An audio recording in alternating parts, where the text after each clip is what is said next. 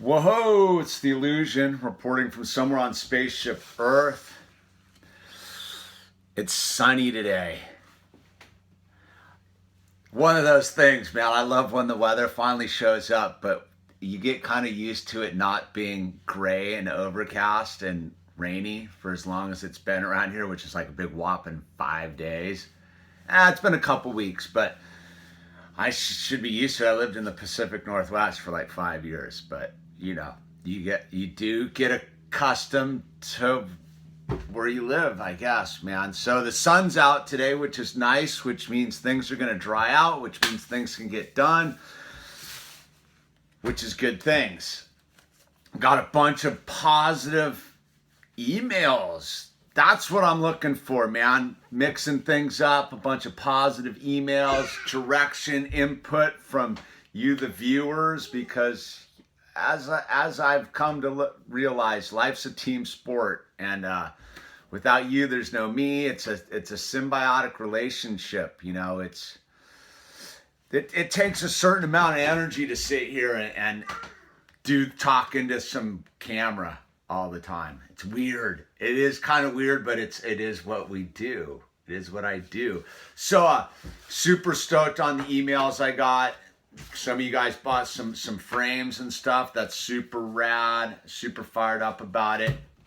People like the idea of scheduling some stuff so we know when it's going to show up, which is very cool. And but all right, just life stuff in the dream. So it's gnarly having an 11-year-old who's almost 12, stepdaughter, right? Great kid, love her to death. But boy, man, she can be frustrating. So frustrating. So like this thing we got going on right now is like one of her chores is she's responsible for like doing the dishes and putting the dishes away and, responsibility, right? But there's this thing where like, at the bottom of the sink, right, there's the little screen. We don't have garbage disposal and we're on a septic and old crazy pipes. So you got to be super conscious about stuff going down the drain. So, there's the standard little screens in the sink, right? Well, dude, getting her to clean out the screens and the little catchers at the bottom of the sink is this monumental task. And I get it, because it sucks, man. It's the worst. You got to take them out. You got to bang them into the trash. It's wet. It's a nightmare. Sometimes the stuff doesn't want to come out, dude.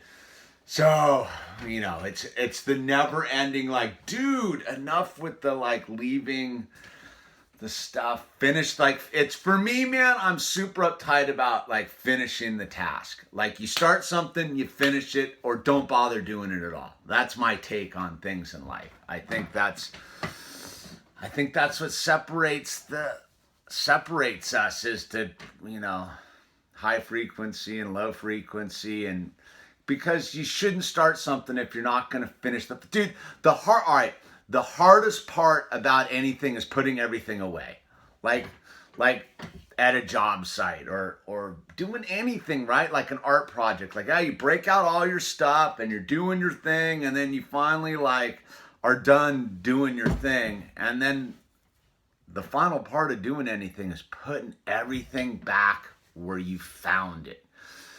I learned this term early on. It's called Mise. I think it's a German term that means everything in its place. I'm pretty sure I could have that slightly wrong. But for me, it means everything in its place. So everything has a place it belongs in, and you put everything back. And A, it's to help you the next time you need to find whatever you need to find. And B, it's so that the other people in your world know where to find stuff. Like, So anyway, it's become this thing, but it all started out all crummy this morning because she broke out her Tupperware that she left in her backpack for a week, right? She left her Tupperware with whatever it was in her backpack for a week, and it's full of rotten, gnarly food. So it starts with that, right? Geez, whatever. So she's got to clean out her Tupperware because she needs it to take mom's homemade chili to school today. So of course, and dude, this is what made it all crazy. So of course, her mom's like, make sure you clean out the drain before you're when you're done. So whatever, they leave for school. I come out to like start dealing with owl stuff. Dude, bunch of rotten chili in the bottom of the drain, dude. I was like, dude, it got me so frustrated. And then, and then I sent a text message to the minigram and her mom, a group text message. It's like, dude, you gotta pull your head out of your ass and take care of this stuff. And then it just started a chain of things, because see, I used the wrong phrase. See, I shouldn't have said that. It was very ungodlike and very unhigh frequency of me to use that term. And I agree. I agree. That's where like I blow it on a certain level. Like, because, she's not my roommate and she's not some dude on the job site. Like, she's the minigram, dude. She's the minigram, dude. Yet I get all crazy, dude. Because I'm super uptight about things. I can get super uptight. And so, but this has been an ongoing thing about the drain and the thing, and I get it, dude. I get why she doesn't want to do it, dude. Because she had to get a new trash bag out, because the old trash bag got taken out, and so you need to put a new trash bag up. So this like task involved to like clean this thing out involved like 5 steps. And it's in the morning, and they're trying to get to school, and it's just one of those things. So I had a rocky morning for a little bit there, man. Then we worked it all out. Because see, at the end of the day, like, yeah, the drain thing and whatever, but who's wrong? The person who left the stuff in the drain, or the person who gets super frustrated? And then it becomes this thing where I'm trying to teach the kid like this thing about like starting what you finish, finishing what you start, and being fully conscious in the moment, dude. It's some advanced thinking for an 11-year-old who's about to be 12. And I get it, man. And I got to be more empathetic, and I have to be more loving and patient, dude. Because see, patience it doesn't come naturally to me. Like, patience isn't something like I have a lot of. I've learned to be better at it. Like, I definitely waited like 10 minutes till I sent the text message, and somehow like the wiring in my brain, there was a part of me that was sort of tongue-in-cheek, but that's the danger with text messages. Like, things just don't come across like tongue-in-cheek. Like, they just come across as black and white words.